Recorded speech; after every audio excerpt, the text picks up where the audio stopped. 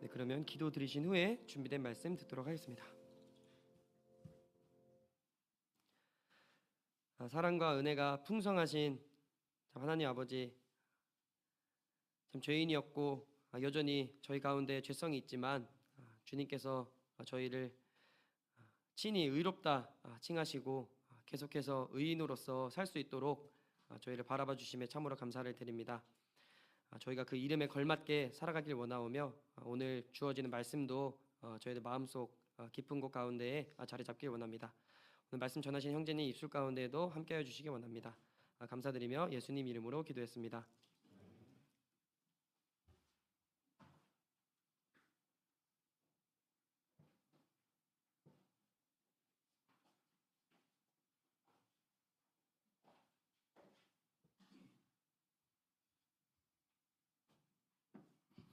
인사드리겠습니다. 안녕하세요. 네, 반갑습니다. 오늘 하루 어떻게 지내셨는지 모르겠습니다. 오늘 찬양 시간이 마치 오늘 저희 하루와 같았다라는 생각이 좀 들어요. 주님께서는 4분의 3박자로 저를 인도하시는데 저의 발걸음과 이 리듬은 4분의 4박자에 너무 어울려가지고 다소 자꾸 엇박이 발생하지 않았나라고 생각이 되기도 하지만 한편으로 생각해 보면 4분의 3박자는 4분의 4박자에서 왔습니다. 그래서 12마디마다 이제 만나게 돼 있어요. 그래서 결국에는 이제 자연스럽게 그 리듬에 우리가 스며들어 갈 수 있다라는 생각을 좀 해보게 됩니다. 오늘 시작하는 말씀을 잠깐 아직 안 나오고 있는 거죠? 오늘 처음 드리고 싶은 이 말씀이 있는데요. 그가 별의 수요를 세시며 또 그 별의 이름들을 각각 다 부르신다라고 하는 그 말씀으로 시작을 하고 싶어요. 참 우주 가운데 계류하는 이 돌멩이와 먼지와 같았던 저희들인데 하나님께서 우리들을 이제 돌멩이와 먼지로 내버려 두지 않으시고 하나님의 빛을 우리에게 비추셔서 우리가 이제 별과 같은 존재가 되었다라고 하는 놀라운 말씀 되겠습니다. 그뿐만 아니라 하나님께서는 이 우주에 우리가 숫자를 부여할 수도 없는 수에 이 수많은 별들을 향해서 이제 별들아 또는 뭐 안드로메다 무리야 뭐 이렇게 부르시지 않고 하나하나 별마다의 고유 이름으로 또 불러주신다라고 하는 부분이 우리에게 매우 시사하는 바가 크다라는 생각을 좀 해봅니다. 그가 별의 수요를 세시고 그것들을 다 이름대로 부르신다라고 좀 말씀을 하셨는데 우리 표 안에 이 별들처럼 빛나라라고 하는 표현이 좀 담겨 있어요. 제 뒤에 있는 표 다시 한번 같이 읽어보면 좋을 것 같습니다. 시작. 그 아래에 있는 말씀도 같이 읽어보겠습니다. 이는 너희가 흠이 없고 순전하여 어그러지고 거스르는 세대 가운데서 하나님의 흠없는 자녀로 세상에서 그들 가운데 빛들로 나타내며, 이 마지막에 빛들로 나타내며라고 하는 말이 이제 원어적으로는 포스테레스 파이네스데라고 해서 별들처럼 빛나라라고 말해주고 있는데요. 사실 성도님들 어떠신지 모르겠어요. 저는 올해 1월 1일부터 이 플래카드를 볼 때마다 마음이 조금 어려웠던 것 같아요. 과연 내가 세상 가운데 빛으로 살 수 있어? 세상 가운데 내가 빛처럼 살려고 하면 내가 순전하고 흠이 없어야만 하는데 내가 그렇게 살 수 있어? 나의 어제가 그러했어? 내가 오늘 그렇게 살 수 있었어? 내일 내가 큰 혁신적인 어떤 변화가 예상돼? 라고 하는 질문들이 내가 세상에서 빛으로 살아가는 거 매우 어렵고 현실적이지 않은 것 같아 라고 하는 생각 때문에 이 표어를 바라보는 마음이 좀 무거웠다라고 하는 부분입니다. 그럼에도 불구하고 하나님께서는 우리에게 세상에서 빛으로 드러나라고 명령하고 또 권하고 계신 내용입니다. 이 빛들로 나타낸다라고 하는 말이 세상에서 마치 별들처럼 세상의 이목을 집중시키고 세상에서 우리가 존재감을 드러내라, 빛으로서의 존재감이라고 하는 말이 되겠습니다. 사실 그래서 저는 설교 훈련반 올해 첫 번째 이 사도행전의 문을 열면서 이 성령이라고 하는 주제로 교제를 나눈 적이 있어요.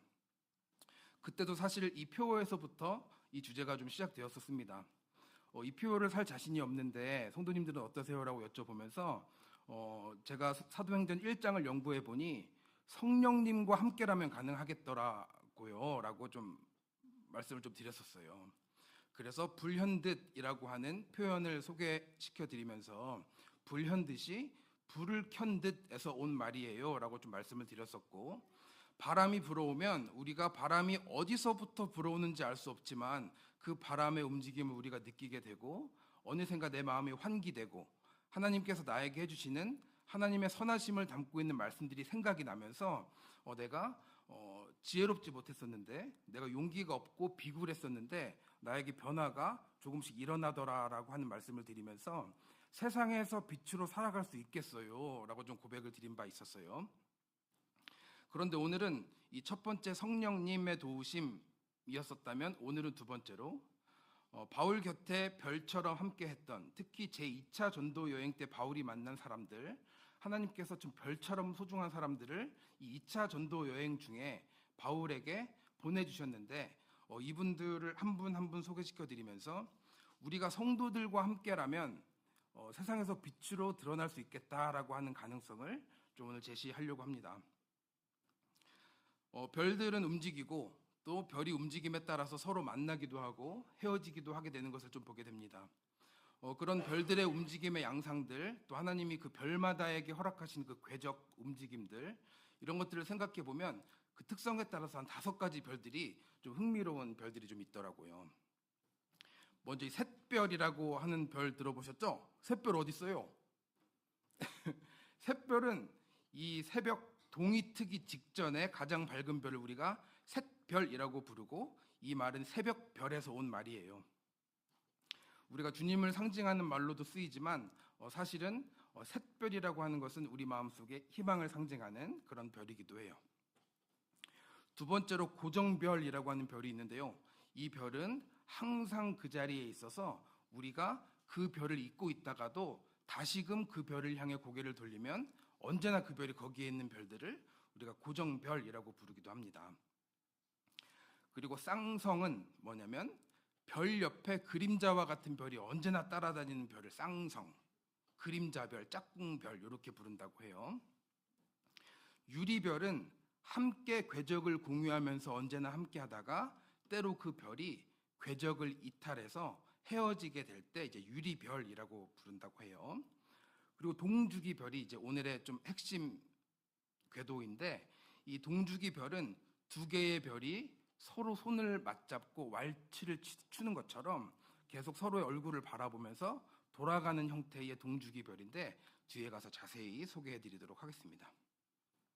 이렇게 5개의 별들과 같은 사람들을 2차 전도여행 기간 중에 바울 곁에 보내주셨다라고 하는 부분입니다. 그래서 이 5그룹의 사람들을 오늘 하나하나 살펴보면서 우리가 세상의 빛으로 살아갈 수 있는 근거 있는 가능성이 있어요. 첫 번째는 성령님이었다면, 오늘은 성도들을 통해서 우리가 이 성도라는 이름으로 함께 빛날 수 있다라고 하는 부분을 확인하려고 합니다. 먼저 이 샛별처럼 소중한 만남을 하나님께서 허락해 주셨다라고 하는 부분이에요. 이제 바울이 아레오바고라고 하는 광장에서 설교를 하는 장면입니다. 이 아레오바고는 그 당대 그리스 헬라의 가장 높은 수준의 어떤 논증이 펼쳐졌던 사람들, 특히 이제 바울은 사도행전을 보다 보면 이 소피스트들, 스토아 학파들, 이런 높은 철학을 가지고 있는 사람들과 논증을 하면서 그 중에서도 이기고 이겨서 아레오바고까지 진출을 하게 되면 이제 그 관심 있는 모든 사람들이 모인 그 광장에서, 스타디움 같은 곳에서 이제 말씀을 전하게 되는데, 여기서 가장 유명한 설교 중에 하나인 이 설교가 바로 전해지게 됩니다. 우주와 그 가운데 있는 만물을 지으신 하나님께서 손으로 지은 전에 계신 것이 아니다라고 하는 선언을 하면서, 이 하나님께서는 우리들 각자에게 별들처럼 연대를 정하시고 거주의 한계를 정해 주셨다라고 하는 설교도 이 자리에서 설교된 내용입니다. 그리고 혹 하나님을 더듬어 찾아 발견하게 하시려고 하나님께서 우리 각 사람에게서 멀리 계시지 않다라고 하는 핵심 메시지를 이 아레오바고 광장에서 바울이 선포를 했습니다. 그런데 바울이 이 메시지를 전할 때 바울의 마음에 정말 누군가, 혹 한 사람이라도 이 설교를 듣고 천지를 지으신 만유의 주이신 하나님을 더듬어 찾을 사람이 한 사람이라도 있을까라고 하는 의심이 있었을 것이라고 생각이 돼요. 혹 여기 10,000명도 넘는 사람들이 모여 있는데 이 설교를 듣고도 단 한 사람도 우리 곁에 멀리 계시지 않은 하나님을 더듬어 찾지 못한다면 어떨까라고 두려움도 있었을 것 같아요. 그런데 그 와중에 이 설교를 듣고 회심을 한 사람들이 있었어요. 그 사람들이 바로 디오누시오와 다말이라고 하는 사람입니다. 회심자로서 자기의 이름이 성경에 등장한 몇 안 되는 사람이라고 할 수 있겠는데요. 그 많은 사람들 중에서 몇 사람이 바울을 가까이 하여 믿으니 그 중에 아레오바고의 관리로 일하고 있었던 디오누시오와 다마리가 있었다라고 하는 부분입니다. 이 두 사람의 이름이 이후로는 더 이상 성경에 나오지 않지만 바울의 마음속에는 언제나 샛별처럼 반짝이고 있을 것이라고 생각이 됩니다. 이 이후로 바울은 험난하고도 고되고 먼 여정들을 계속 주님을 위해서 걸어갔었는데 그럴 때마다 지치고 힘들 때마다 그 마음속에는 언제나 그 샛별, 이 회심자들의 그런 희망의 별이 마음속에 언제나 떠 있었을 것이다 라고 하는 부분이에요. 이 두 번째로는 이 고정별이라고 말씀드렸던 언제나 그 자리에 자기 자리를 지키고 있는 별들이 있었습니다. 그리고 바울은 하나님께서 이 고정별처럼 운명처럼 남은 여생을 함께할 별들을 이 2차 전도 여행에서 소개받게 돼요. 첫 번째로 빌립보에서 마게도니아 지방의 첫 성이었고 로마의 식민지였던 그곳에서 수의를 유하다가 강가에 모인 여자들이라고 하는 사람들에게 이제 바울이 하나님에 대해서, 복음에 대해서 교제를 했던 장면입니다. 이때 우리가 잘 알고 있는 자주장사가 등장하는데 이 자주장사가 어떻게 돈을 버냐면 6만 마리의 달팽이를 잡아서 식초와 함께 끓이면 몇 그램 나온다고요? 450kg 아니고 450g, 여기 있는 물만큼 그 정도 나온다고 해요. 다만 이제 그래서 나온 그 아주 희소하고도 만들기 어려운 그 염료가 이제 왕족의 의복 원단 제조에 사용되었기 때문에 훗날 이것들이 이제 복음을 위해서 사용될 수 있는 기반이 되기도 했었는데, 여튼 이 자주장사 중에 한 명, 이 동역자, 고정별처럼 언제나 바울 주변에 자기 자리를 지켰던 운명 같은 인연이라고 할 수 있겠어요. 두아디라시에 있는 자색 옷감 장사로서 하나님을 섬기는 루디아라는 한 여자가 말을 듣고 있을 때 주님께서 그 마음을 여셨다라고 좀 표현을 해주고 있습니다. 훗날 이 루디아와 그 집이 다 세례를 받고 우리에게 청하여 이르되 만일 나를 주 믿는 자로 알거든 내 집에 들어와 유하라 하고 강권하여 머물게 하는 것부터 이 고정별과 바울 사이에 그 인연이 시작되게 됩니다. 훗날 이 루디아는 바울과 함께하기보다는 빌립보에 뒤에 나올 간수들과 함께 좀 남겨져 있었는데 훗날 이제 가택연금을 하던 당시에 쓰여진 이 빌립보서에서 바울은 루디아를 생각하면서 이렇게 기록을 하고 있습니다. 내가 너희를 생각할 때마다 나의 하나님께 감사하며 간구할 때마다 너희 무리를 위하여 기쁨으로 항상 간구함은 너희가 첫날부터 이제까지 마치 고정별처럼 복음을 위한 일에 자리를 이탈하지 않고 언제나 그 자리에서 참여하고 있기 때문이다 라고 이야기해주고 있습니다. 이 두 번째 2차 전도여행에서 만난 고정별과 같은 인연, 바로 브리스길라 부부입니다. 이제 바울이 아덴을 떠나서 고린도에 이르러서 이 당시에 이제 글라우디오 칙령이라고 해서 모든 로마에 살고 있는 유대인은 로마에서 나가라고 했던 그 명령 때문에 이 사람들이 이제 바울을 만나게 되었던 이 사건인데요. 하나님이 어떻게 이 사람들을 바울에게로 인도하셨는지 뒤에 보면 너무 놀라울 뿐입니다. 뒤쪽에 보면 바울이 그들에게 감해 생업이 같으므로 함께 살며 일을 하니 그 생업이 천막을 만드는 것이었더라라고 하면서 함께 동고동락할 수 있었던 고정별과 같은 사람들을 만나게 되었습니다. 아볼로가 회당에서 담대히 말할 때 이 브리스길라 부부가 데려다가 더 정확히 하나님의 도를 풀어서 설명할 정도로 이 성경에 대한 지식도 정립되어 있었던 좋은 동료들이었습니다. 훗날 이제 메머틴 감옥 이제 사형을 앞두고 있었던 바울이 자기의 마지막 순교의 시간에 그들을 추억하면서 그 고정별과 같은 사람들은 언제나 나를 위해 자기의 목을 아끼지 않았던 사람들이야라고 좀 추억을 하고 있는 장면입니다. 이 고정별과 같은 이 브리스길라 부부 그리고 루디아와 같은 사람들이 이제 바울이 걸어가는 여정에 있어서 언제나 그 샛별 옆에서 언제나 고정되어 있어서 이제 바울에게 위로를 주었을 것이라고 좀 생각이 됩니다. 세 번째로 이제 그림자, 쌍성이라고도 부르고 짝꿍별이라고 부르는 어떤 별 옆에 그림자처럼 언제나 붙어 다니는 별과 같은 사람들을 또 하나님께서 보내주셨는데 첫 번째 사람은 디모데입니다. 사도행전 16장 1절부터 보면 바울이 더베와 루스드라에도 이름에 거기에 디모데라 하는 제자가 있었다라고 디모데가 등장을 하고 있는데요.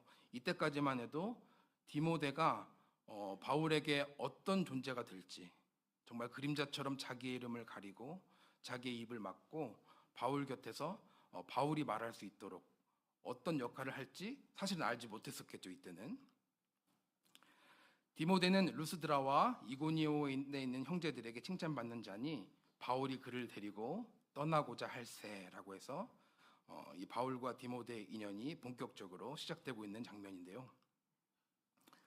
훗날 바울의 말년에 이제 디모데에게 이런 말을 합니다.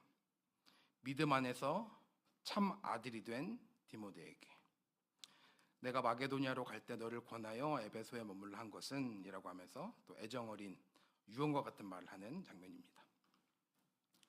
그리고 그 메모틴 감옥에서 동일하게 밤낮 간구하는 가운데 쉬지 않고 디모데 너를 생각한다라고 기록을 하고 있습니다. 그리고 너는 어서 속히 내게로 오라. 내가 마지막에 너의 얼굴을 다시 한번 보고 싶다라고 또 애정 어린 이야기를 좀 하고 있는 장면입니다. 그리고 또 한 명의 그림자, 또 한 명의 짝꿍별이 바로 누가 되겠습니다. 이 누가는 정말 그림자처럼 자기 이름을 드러내지 않는 것으로 유명한데 이 누가복음에서 이 사도행전으로 건너오는 모든 과정 속에서 자기 이름을 드러내지 않다 보니까 우리가 그 실체를 발견하기가 매우 어렵지만 우리라고 하면 이제 누가구나라고 생각하실 수가 있겠습니다. 여기에서도 바울이 그 환상을 보았을 때 우리가 곧 마게도니아라고 떠나기로 힘썼다라고 했는데 이 우리가 바로 이제 바울 옆에 있었던 누가가 하는 우리라는 표현이 되겠습니다. 이는 하나님이 저 사람들에게 복음을 전하라고 바울과 나 누가 우리를 부르신 줄로 인정함이러라라고 좀 기록되어 있었습니다. 가택연금 중에 바울이 사랑을 받는 의사 누가와 또 데마가 너희에게 문안하느니라라고 표현한 것을 보아 이때에도 누가는 언제나 이름도 없이 그림자처럼 바울 옆에 언제나 함께 했다라고 하는 것을 발견할 수가 있습니다. 메모틴 감옥, 그 메모틴 감옥이 유명한데 바위 산에 정으로 구멍을 내어서 이 방을 만든 이런 형태의 사형만을 앞두고 있는 사람들만 모여 있는 그런 참 희망이 없는 그런 감옥이라고 할 수 있는데 그 주변에 누가가 언제나 바울과 함께 있었다라고 하는 기록이 있습니다. 네 번째로 이 유리별, 유랑별이라고도 부르는 별이 있습니다. 언제나 본체와 함께 움직였었는데 궤적을 공유하고 있었는데 때로 어떤 임의의 사건 때문에 그 궤도를 이탈해서 이제는 헤어지게 된 별을 이제 유리별이라고 부르는데요. 이제 바울에게 부여된 많은 만남과 헤어짐 중에서 이 바나바를 생각하면 이 유리별과 비슷하다라고 하는 생각을 좀 해볼 수가 있습니다. 마가의 일로 헤어졌던 사건 우리가 잘 알고 있습니다. 며칠 후에 바울이 바나바더러 말하되 우리가 주의 말씀을 전하는 각 성으로 다시 가서 형제들이 어떠한가 방문하자 하고 바나바는 마가라 하는 요한도 데리고 가고자 하나 바울은 밤빌리아에서 자기들을 떠나 함께 일하러 가지 아니한 자를 데리고 가는 것이 옳지 않다 하여 서로 심히 다투어 피차 갈라서니라고 이 두 사람의 이별을 이야기해주고 있습니다. 그러나 이제 하나님께서는 얼마나 선하신 분이신지 이 이별마저도 그 궤적의 분리마저도 합력하여 선을 이루시는 하나님이셔서 또 바나바를 구브로로 보내시고 바울은 또 새로운 수리아와 길리기아로 계속해서 여정을 이어가도록 좀 섭리하신 부분들을 좀 보게 됩니다. 그리고 오늘 사실은 가장 핵심적으로 소개해 드리고 싶었던 주님과 내가 왈츠를 치는 것처럼 마치 지구와 달이 함께 손을 맞잡고 언제나 회전해서 우리가 지구에서 달을 볼 때 언제나 토끼를 만날 수 있는 것처럼 토끼가 있는 면만 보는 거죠, 우리가. 그런 것처럼 공전 주기와 자전 주기가 같아서 이 동주기 별의 형태로 회전하는 별과 같은 이런 양상의 구도가 있습니다. 바로 바울과 신라의 이야기입니다. 마음이 합하여진 것 같이 서로를 언제나 바라보면서 같은 주기로 회전한다. 한 리듬 위를 춤춘다라고 하는 부분입니다. 사도행전 15장에 보면 바울은 신라를 택한 후에 형제들에게 주의 은혜에 부탁함을 받고 떠나 수리아와 길리기아로 다니며 교회들을 경고하게 했다라고 이 두 사람의 동주기의 시작을 이야기하고 있습니다. 바로 합하여진 마음이라고 좀 소개를 드리고 싶은데요. 이 사건이 매우 의미가 있습니다. 여종의 주인들은 자기 수익의 소망이 끊어진 것을 보고 바울과 신라를 붙잡아 장터로 관리들에게 끌어갔다가 무리가 일제히 일어나 고발하니 상관들이 옷을 찢어 벗기고 매로 치라 하여 많이 친 후에 옥에 가두고 간수에게 명하여 든든히 지키라 했던 일을 우리가 알고 있습니다. 간수는 이러한 명령을 받고서 그들을 깊은 옥에 가두고 그 발을 착고에 든든하게 채웠는데 한밤중에 이 죽지 않을 정도로 매를 맞고 깊은 옥에 갇혀서 발에 착고가 채워진 두 사람이 기도하고 찬양하고 있는 장면을 이제 목격하게 되었습니다. 이에 갑자기 큰 지진이 나서 옥터가 움직이고 문이 곧 다 열리며 모든 사람의 매인 것이 벗겨진 사건이 있었고 간수가 자다가 깨어 옥문들이 열린 것을 보고 죄수들이 도망한 줄 생각하고 칼을 빼어 자결하려 했다라고 기록하고 있습니다. 그때 바울이 크게 소리를 질러서 이르되 간수에게 너의 몸을 상하게 하지 말라. 우리가 다 여기 있다라고 말하는 장면. 너무나도 놀랍죠? 당연히 도망갈 줄로 생각했던 사람들이 저 사람들이 도망가면 난 이제 망했어. 내 상사가 나를 죽일 거야. 이 절망에 빠져 있었는데 그 죄수가 나에게 그 기도하고 매맞은 상태로 찬송을 불렀던 그 두 사람이 나에게 우리가 여기 있으니까 걱정하지 마라. 너의 몸을 해치지 마라. 이렇게 말하는 장면이 너무 충격적이었을 것 같아요. 간수가 등불을 달라고 하여 뛰어들어가 무서워 떨며 바울과 신라 앞에 엎드리고 그들을 데리고 나가 이르되 선생들이여 내가 어떻게 하여야 구원을 받으리이까? 라고 질문하는 장면입니다. 이 두 사람이 하나님의 선하신 인도하심을 따라 이 복음이라고 하는 가장 가치 있는 그 길을 따라 걸어가게 될 때 두 사람의 마음이 합하여졌다라고 하는 부분입니다. 두 사람 중에 한 명은 너무 많이 매를 맞아서 정말 죽을 만큼 맞았기 때문에 낙심했을 수 있을 것 같아요. 그리고 기도가 나오지 않고 또 찬양을 부를 수는 없었던 그런 상황이었을 수 있을 것 같습니다. 하나님의 기적과 같은 손길로 그 선하신 손길로 이 모든 나를 얽매고 있었던 것이 풀어졌을 때 도망가고 싶은 마음이 먼저 들었을 수도 있을 것 같아요. 그런데 참으로 놀랍게도 이 바울과 신라의 마음은 이렇게 합하여져서 둘 다 기도와 찬송을 하게 되고 또 착고가 풀어졌음에도 도망가기보다는 간수를 안심시키는 모습을 좀 보이게 되었는데요. 이것이 바로 세상에서 빛으로 드러나는 것이 아닌가라고 생각이 듭니다. 결국 간수는 이 사람들에게 어떻게 그렇게 생각할 수가 있어요? 어떻게 사람이 그런 상황에서 기도하고 찬양할 수가 있어요? 어떻게 도망가지 않고 나의 몸이 해쳐질까를 걱정할 수가 있어요? 라고 의아해하고 궁금했습니다.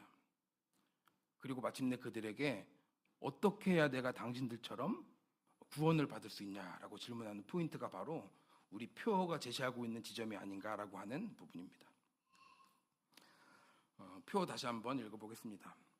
이는 너희가 흠이 없고 순전하여 어그러지고 거스르는 세대 가운데서 하나님의 흠없는 자녀로 세상에서 그들 가운데 빛들로 나타나며 라고 이야기하고 있습니다. 흠이 없다라고 하는 말은 이제 누가 고발하려고 해도 뚜렷한 잘못을 찾기가 어려운 상태라고 원어적으로 좀 설명할 수가 있습니다. 그리고 순전하다라고 하는 말은 이제 불순물이 섞이지 않은 순수한 금속을 말하고 있는데, 이 순금을 99.9에서 99.99로 만드는 데 필요한 에너지는 아주 흙더미에 있는 사금인 상태의 금이 99.9가 될 때까지의 정제하는 데 필요한 에너지보다 이 제곱만큼 더 든다고 해요. 좀 어렵죠? 문장이 너무 길죠? 끊어서 설명을 하자면, 아직 흙에서 사금을 채취했어. 아직은 너무 불순물 반, 금 반이에요.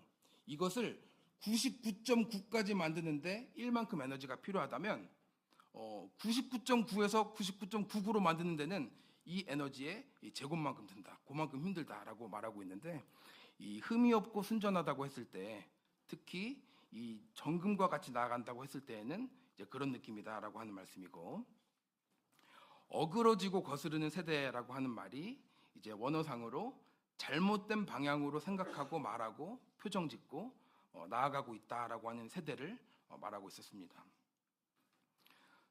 하나님의 흠없는 자녀, 하나님께 드려질 만한 순전한 제사 제물, 아모마라고 하는 단어를 제시하고 있는데요. 결국 잘못된 방향으로 나아가고 있는, 생각하는 이 세상 가운데서 흠이 없고 순전한 정금과 같은 자세로 하나님 앞에 있는 이 사람들을 세상이 주목하여 본다. 그래서 빛처럼 별처럼 나타나고 드러난다라고 하는 이 표어의 메시지가 되겠습니다. 그래서 이 말씀들을 연구하는 가운데 세 가지 우리 삶에 적용할 수 있는 부분들을 좀 도출해 봅니다. 먼저 우리가 성령님을 의지한다면 우리가 세상에서 빛이 될 수 있다라고 말씀을 드린 바가 있었는데, 우리가 비록 지혜 없고 용기 없고 비굴하나 바람이 임의로 불듯 우리 마음에 성령님이 임하시면, 우리가 그 성령님의 바람의 흐름을 타면 우리가 세상의 빛으로 드러날 수 있다라고 말씀을 드린 바가 있었는데, 그것의 연장선상에서 또 하나 우리를 돕는 도움의 손길, 바로 이 성도들과 함께 빛으로 드러날 수 있다라고 하는 부분, 우리가 성도들과 함께 어그러진 세상에서 빛으로 드러날 수 있다. 특히 이제 바울과 실라처럼 성도 간의 마음이 하나님을 향해서, 복음을 향해서 합해져 있다라고 하면, 이 지구와 달처럼 서로의 얼굴을 바라보면서 손을 맞잡고 회전하는 형태라면 어느샌가 별처럼 드러나서 세상의 이목을 집중시킨다라고 하는 부분입니다. 그래서 마침내 간수들이, 선생들이요, 어떻게 해야 내가 당신처럼 생각하고 믿고 걸어갈 수 있겠습니까? 라고 이제 물어볼 수 있는 지경이 되는, 사실 우리로 다 이런 거 꿈꾸죠? 오늘 회사에서도 우리가 각각 처한 상황들, 학교에서, 가정에서, 가족들과의 사이에서 나의 하나님 앞에서의 흠없고 순전한 어떤 태도, 나의 모습들을 보고 하나님을 알지 못하는 사람들이 나를 통해 하나님을 발견하고 내가 어떻게 그렇게 너처럼 구원받을 수 있어? 라고 물어보기를 참 너무 사모하게 되죠. 가능하다라고 하는 부분입니다. 두 번째로, 별들은 때로 만나고 또 때로 헤어진다라고 하는 부분입니다. 바나바로 소개되었던 이 유리별처럼 아예 다시는 만났다는 기록을 우리가 발견할 수 없고, 이제 바나바의 행적조차 좀 묘연한데 그런 헤어짐도 있지만 사실 빌립보서와 골로새서에서 우리가 찾아본 말씀과 같이 디모데를 그리워하고 또 루디아와 간수들이 속해 있던 빌립보 성도들을 그리워했던 이제 바울의 편지를 보게 되면 성도들 간에도 너무 사랑하는데 헤어져야만 하는 때가 있고, 또 헤어졌다가도 다시 만나기도 하고 했던 이런 하나님께서 허락하시는 여러 가지 이제 만남과 헤어짐들에 대해서 또 생각하게 하는데요. 이런 이해할 수 없는 상황들을 이제 해소해주는 하나님의 너무 명료한 말씀이 있죠. 우리가 알거니와 하나님을 사랑하는 자, 곧 그의 뜻대로 부르심을 입은 자들에게는 모든 것이 합력하여 선을 이루신다라고 하는 이 말씀처럼, 하나님은 이 만남을 사용하시고 또 때로는 헤어짐을 사용하신다라고 하는 부분을 도출해낼 수 있겠습니다. 마지막으로, 우리가 내는 별빛이 상호 의존적이다라고 하는 부분입니다. 요즘에 우리가 잠언을 함께 공부하고 있죠.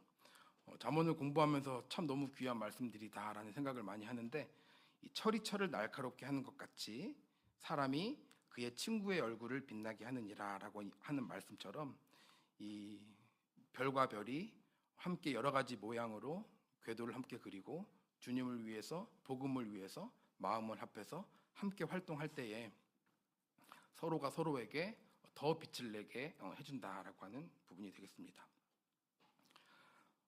우리는 성도들과 함께 세상에서 빛으로 드러날 수 있다라고 하는 이 명제에 대해서 하나님께서 우리에게 도전해주고 계신 부분들이 매우 참 감사가 되는 것 같습니다. 지금 내 옆에 있는 성도님들 너무 귀하다. 내가 단독으로 할 수 없는 일들인데 이 성도라는 이름으로 할 때 우리가 별로서의 삶, 또 세상에서 빛으로 드러나는 삶을 살 수 있다라고 하는 또 생각을 해봅니다.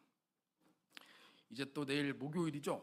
목요일과 금요일을 또 성공적으로 또 잘 살아내야 하는데 성도님들을 생각하는 마음으로 또 성도님들을 기억하면서 성도님도 지금 나와 같이 자기에게 주어진 자리에서 하나님 바라보면서 나와 같은 방향을 바라보면서 그곳에 고정별처럼 지금 계셔. 내가 복음을 전하고 또 하나님을 더듬어 믿었던 그 귀한 영혼, 샛별과 같은 그 영혼이 지금 어려움을 이겨내고 또 주와 복음을 위해서 살아가고 있지. 또 내 옆에는 언제나 나와 동역하는 그 형제님이, 그 자매님이 언제나 나와 함께 같은 방향으로 걸어가고 있지. 와 같은 생각들. 또 지금 떠오르는데 우리와 함께 하고 있지 않은, 또 생각하면 눈물이 나는 여러 형제 자매님들도 계신데 그럼에도 불구하고 하나님은 우리의 헤어짐을 사용해서 일하고 계시지라고 하는 생각들 하셨으면 좋겠습니다. 저희 회사에서 서로 직책으로 부르던 시대가 좀 있었어요. 그래서 뭐 김 차장님, 강 부장님 이렇게 부르던 시절이 있었는데 지금은 그렇게 안 불러요. 다 지환님, 진권님 이런 식으로 부르거든요.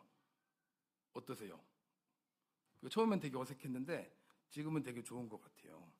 직책으로 부를 때에는 뭔가 내가 어떤 거대한 기계 안에 하나의 요소인 것처럼 좀 기계적으로 들렸다면, 목표 달성을 위해서 달려가는 기계의 한 요소처럼 좀 느껴졌다면, 지환님 이렇게 부르면 뭔가 내 삶을 인정하고 나를 고유명사로 대하는 것 같은 그런 느낌을 받아서 너무 좋잖아요. 그래서 저도 이제 저의 처장님에게 정영님 이렇게 불렀더니 매우 불쾌해하시더라고요. 왜 불쾌하지? 어쨌든 하나님께서는 우리 이름을 불러주신다라고 하는 부분이 너무 놀랍죠. 우리의 이름을 불러주신다는 것은 많은 사람들 중에 한 사람이 아닌 바로 나의 고유한 이름, 나만의 의미, 주님에게 있어서의 나만의 의미로 나를 부르신다라고 하는 것을 생각하면서 또 새해 남은 한 주 또 승리하는 삶을 살았으면 좋겠습니다. 감사합니다.